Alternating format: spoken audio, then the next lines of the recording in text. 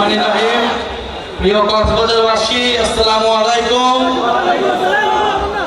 জাতীয় নাগরিক পার্টি দেশ গড়তে জুলাই পদযাত্রায় পৌঁছে গিয়েছে কক্সবাজারের সমুদ্রের পাড়ে। প্রিয় সংগ্রামী বন্ধুগণ, জাতীয় নাগরিক পার্টি ঘোষণা দিয়েছিল হিমালয় থেকে বঙ্গোপসাগর হবে বাংলাদেশের জনগণের। বঙ্গোপসাগরের থেকে যেই সভ্যতা তৈরি হয়েছিল, আপনারা সেই সভ্যতার উত্তরাধিকার। সমুদ্রের সাথে লড়াই করে আপনাদের জীবন চলে আমরা জানি। সংগ্রাম এবং সাহসিকতার অপর নাম কক্সবাজার।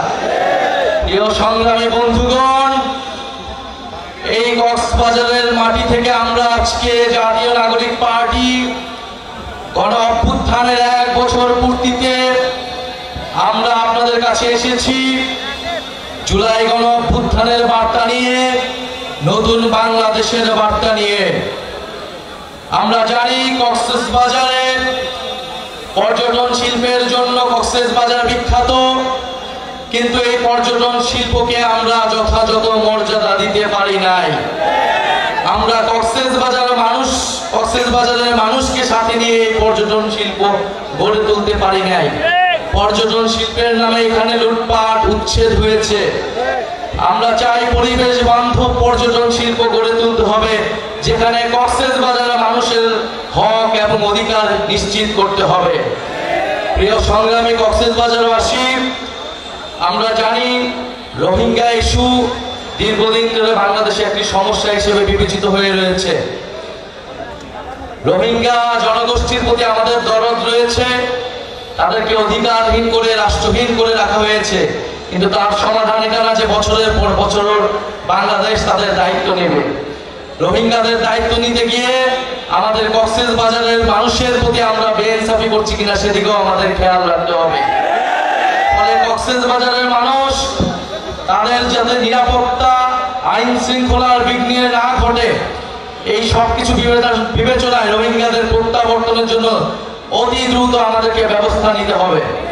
আমরা অন্তর্বর্তী সরকারের প্রতি আহ্বান জানাবো, ডক্টর ইউনূসের প্রতি আহ্বান জানাবো এবং পুরো বিশ্ব বিবেকের প্রতি আহ্বান জানাবো, আপনারা রোহিঙ্গা ইস্যুর দ্রুত সমাধান করুন।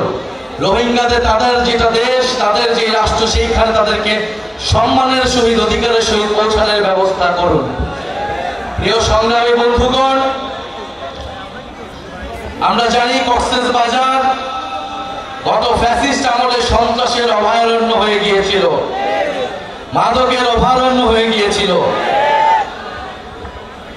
আমরা বিভিন্ন জায়গায়, নারায়ণগঞ্জে যেমন গডফাদার ছিল, কক্সবাজারও গডফাদার ছিল। শেখ হাসিনার গডফাদার, তার আন্ডারে এরকম ছোট ছোট গডফাদার পুরো বাংলাদেশ জুড়ে ছিল। আমরা সেই গডফাদার তন্ত্র ব্যবস্থার বিলোপ ঘটিয়েছি। আমরা নতুন কোন গডফাদারের আবির্ভাব হতে দিব না। কক্সবাজারে নতুন কোন গডফাদারকে আপনারা মেনে নেবেন না, তার বিরুদ্ধে প্রতিরোধ তৈরি করুন। প্রিয় সংগ্রামী বন্ধুগণ, মাফিয়া তন্ত্র, গডফাদার তন্ত্র, স্বৈরতন্ত্র, পরিবারতন্ত্র, এই সব কিছুকে বাংলাদেশ থেকে উচ্ছেদ করতে হবে। জনগণের বাংলাদেশ, গণতান্ত্রিক বাংলাদেশ প্রতিষ্ঠা করতে হবে।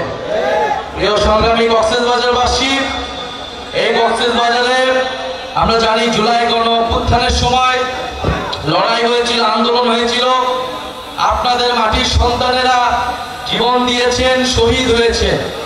আরো একজন শহীদের কথা বলতে চাই, যিনি রোহিঙ্গা কমিউনিটির হয়েও এই গণ অভ্যুত্থানে শহীদ হয়েছিলেন, শহীদ নূর মোস্তফা। আমরা চাই অবিলম্বে তাকে যাতে গ্যাজেটভুক্ত করা হোক। প্রিয় সংগ্রামী বন্ধুগণ, আমরা কক্সবাজারকে দেখি সম্ভাবনার জায়গা হিসেবে। হাসনাত আব্দুল্লাহ বলেছেন, বাংলাদেশের ভবিষ্যৎ, বাংলাদেশের সম্ভাবনা হচ্ছে এই বঙ্গোপসাগরে। আমাদেরকে সমুদ্র শক্তি, নৌ শক্তিতে শক্তিশালী হতে হবে। ফলে তার জন্য কক্সবাজারকে আমাদের শক্তিশালী ঘাঁটি হিসেবে প্রতিষ্ঠা করতে হবে।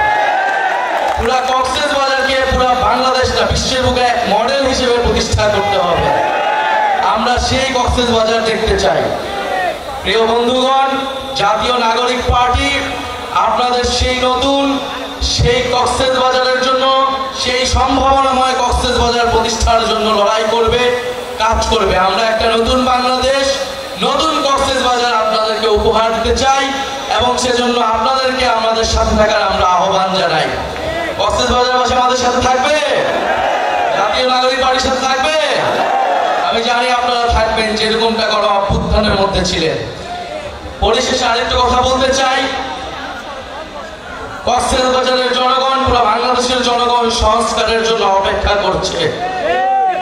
আমরা বলেছি জুলাই মাসের মধ্যে জুলাই ঘোষণাপত্র এবং জুলাই সনদ হতে হবে। কে পিআর বুঝে কে পিআর বুঝে না, এর জন্য সংস্কার আটকে থাকবে না। আমরা জানি জনগণ সংস্কার বুঝে, জনগণ সংস্কার চায়। ফলে অবশ্যই উচ্চ কক্ষে পিআর হতে হবে। নির্বাচন কমিশন, দুদক সহ গুরুত্বপূর্ণ রাষ্ট্রীয় প্রতিষ্ঠানে নিরপেক্ষভাবে নিয়োগের জন্য কমিটি, সাংবিধানিক কমিটি তৈরি করতে হবে।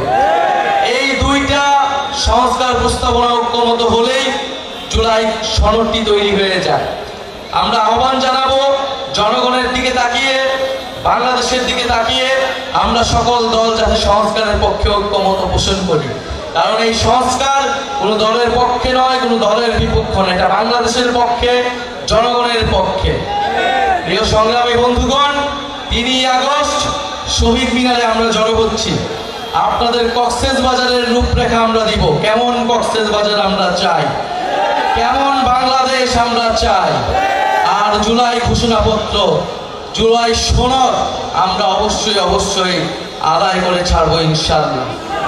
বক্তব্য শেষে আমরা এই চট্টগ্রাম বিভাগের আমাদের যে প্রথম শহীদ ওয়াসিম, আপনাদের সন্তান, তাকে শ্রদ্ধার সাথে স্মরণ করি।